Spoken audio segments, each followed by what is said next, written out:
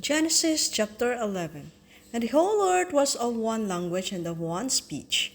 And it came to pass as they journeyed from the east that they found a plain in the land of Shinar, and they dwelt there. And they said one to another, Go to, let us make brick, and burn them thoroughly. And they had brick for stone, and slime had they for mortar.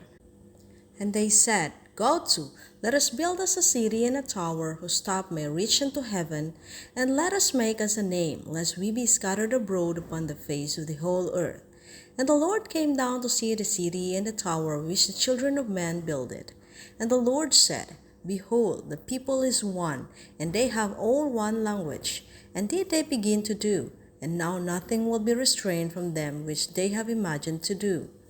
Go to, let us go down, and there confound their language, that they may not understand one another's speech. So the Lord scattered them abroad from thence upon the face of all the earth, and they left off to build the city. Therefore is the name of it called Babel, because the Lord did there confound the language of all the earth. And from thence did the Lord scatter them abroad upon the face of all the earth. These are the generations of Shem.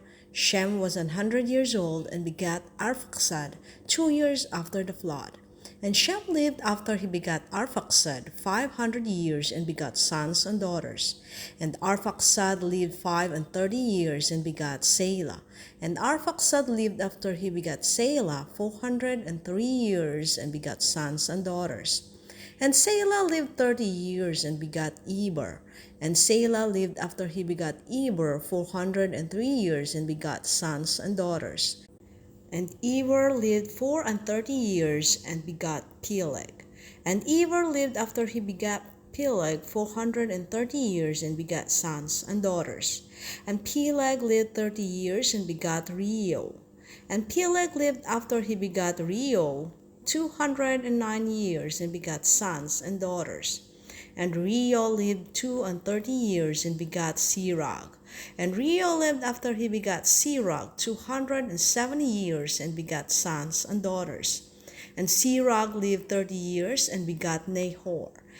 And Sirach lived after he begat Nahor 200 years and begat sons and daughters.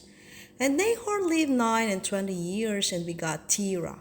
And Nahor lived after he begat Terah 119 years and begat sons and daughters.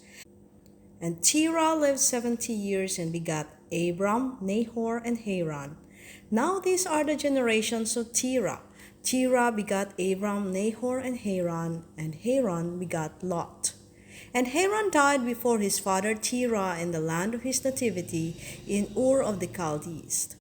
And Abram and Nahor took them wives. The name of Abram's wife was Sarai, and the name of Nahor's wife Milcah, the daughter of Haran, the father of Milcah, and the father of Iscah. But Sarai was barren, she had no child. And Terah took Abram his son, and Lot the son of Haran his son's son, and Sarai his daughter-in-law, his son Abram's wife, and they went forth with them from Ur of the Chaldees to go into the land of Canaan. And they came unto Haran and dwelt there. And the days of Terah were 205 years, and Terah died in Haran.